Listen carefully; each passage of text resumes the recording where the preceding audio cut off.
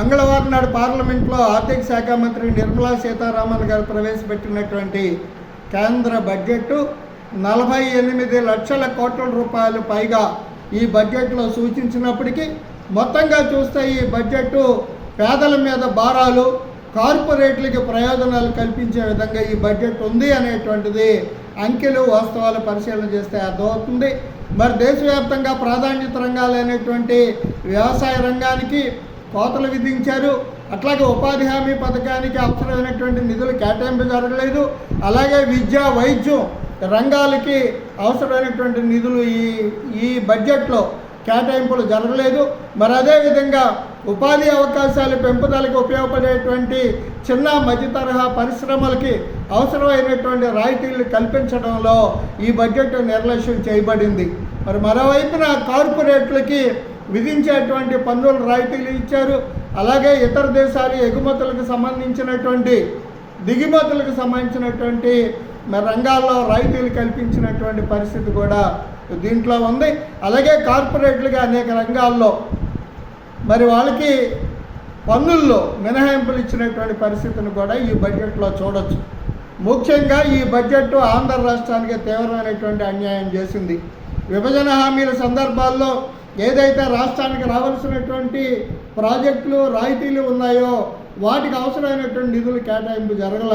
ప్రధానంగా ఆంధ్ర రాష్ట్రానికి రాజధాని నిర్మాణానికి అవసరమైనటువంటి నిధుల్ని కేటాయించడంలో కేంద్రం మరి మొండి చేయి చూపించినటువంటి పరిస్థితి చూడొచ్చు. ఒకవైపున పార్లమెంటులో ఆర్థిక శాఖ మంత్రి మరి నిర్మలా సీతారామన్ గారు దేశంలో ఉన్నటువంటి అన్ని రాష్ట్రాల కంటే ఆంధ్ర రాష్ట్రానికి రాజధాని లేకుండా ఉండడం అనేది చాలా బాధాకరం అని చెప్పారు. కానీ రాజధాని నిర్మాణానికి అవసరమైనటువంటి నిధుల కేటాయింపులో ఏవైనా కేటాయింపులు చేశారా అంటే లేదు. మరి ప్రపంచ బ్యాంకు దగ్గర నుంచి రాజధాని నిర్మాణానికి 15,000 కోట్ల రూపాయలు అప్పు ఇప్పిస్తారట. మధ్యవర్తిగా కేంద్రం ఉంటుందంట. అప్పులతోటి మరి ఈ రాష్ట్రం ఏ విధంగా ఆర్థికంగా ముందుకెళ్తుంది అనేటువంటిది కేంద్ర మంత్రి నిర్మలా సీతారామన్ గారే చెప్పాల్సిన అవసరం ఉంది. మేము అడుగుతున్నది ప్రత్యేకమైనటువంటి గ్రాంట్లు ఇవ్వడం ద్వారా రాజధాని నిర్మాణానికి సహకరించాలి. అలాగే పోలవరం ప్రాజెక్టు నిర్మాణం కేంద్రం బాధ్యత అంటున్నారు.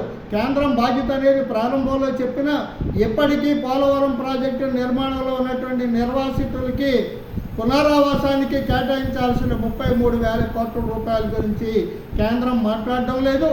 ఆ కేంద్రం ఈ కేటాయింపులు జరగకుండా పోలవరం ప్రాజెక్టు నిర్మాణం అనేటువంటిది అసాధ్యమైన విషయమని కేంద్రానికి కూడా తెలుసు. కానీ నిర్మాణం జరగకుండా కాలయాపన చేసే చర్యలు ఉన్నాయి. అలాగే విశాఖ ఉక్కు ఫ్యాక్టరీ విషయంలో దాన్ని ప్రభుత్వ రంగ సంస్థగా కాపాడడంలో కేంద్రం చాలా నిర్లక్ష్యంగా వ్యవహరిస్తుంది.